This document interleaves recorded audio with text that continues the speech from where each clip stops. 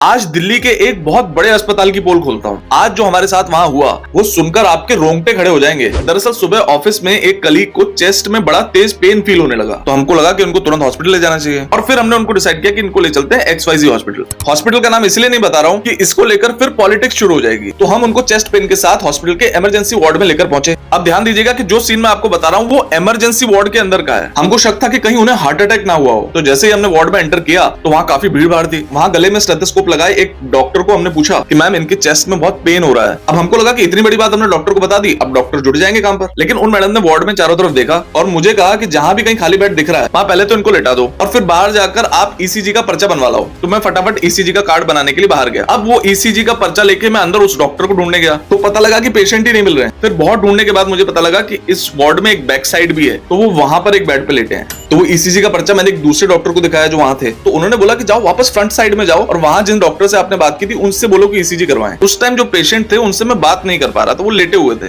फिर जब वो पहली वाली डॉक्टर मुझे नहीं मिली तो वापस मैं उन्हीं दूसरे वाले डॉक्टर के पास आया कि सर इनको पेन हो रहा है, आप थोड़ा सा अर्जेंटली इनको देखिए। वो डॉक्टर नहीं मिल रही है। अब जब तक मैं पर्चा बनवा रहा था तब तक पता नहीं कौन उनका ECG करके चला गया और ECG की रिपोर्ट नहीं मिल रही। डॉक्टर ने थोड़ा बहुत इधर उधर देखा, उनसे थोड़ी सी बात की। इतने में जब वो पेशेंट ने करवट ली तो हमने देखा कि उनकी पीठ के नीचे से एक छोटा सा ECG की रिपोर्ट निकली। यानी ECG करने वाले ने उसको एक सेफ जगह रखने की भी जहमत नहीं उठाई। अब उन डॉक्टर ने ECG की रिपोर्ट देखी, बोली ECG तो नॉर्मल है, लेकिन चेस्ट में पेन फिर भी हो रहा था। अब मेरे बहुत रिक्वेस्ट करने के बाद उन्होंने फाइनली मुझे कुछ दवाइयां और इंजेक्शंस लिख के दिए और कहा कि वो जो फ्रंट साइड है वार्ड की वहां पर कुछ नर्सेज होंगी, उनसे आपको दवाई मिल जाएगी, वो ये दवाई आकर इनको लगाएंगी। अब मैं वापस वहां गया, वहां मैंने उनको बोला कि जो भी दवाइयां इंजेक्शन है आप जाकर पेशेंट को दे दीजिए, ऐसे डॉक्टर ने बोला है। तो उन्होंने कहा कि भाई इतनी फुर्सत नहीं हमारे पास, पेशेंट को इधर ही आना पड़ेगा। अब मैंने उनको समझाया कि वो हार्ट पेशेंट है। तो वहां जो नर्स थी उन्होंने वो सारे इंजेक्शन लोड करके प्रिस्क्रिप्शन के अंदर गठरी की तरह बांध कर मुझे दे दिए कि जाओ वापस वहीं पे जाओ, वहां जो नर्स होगी उससे लगवा लेना। अब करीब 15-20 मिनट तक हम नर्स को ढूंढते रहे और फिर जब नर्स आई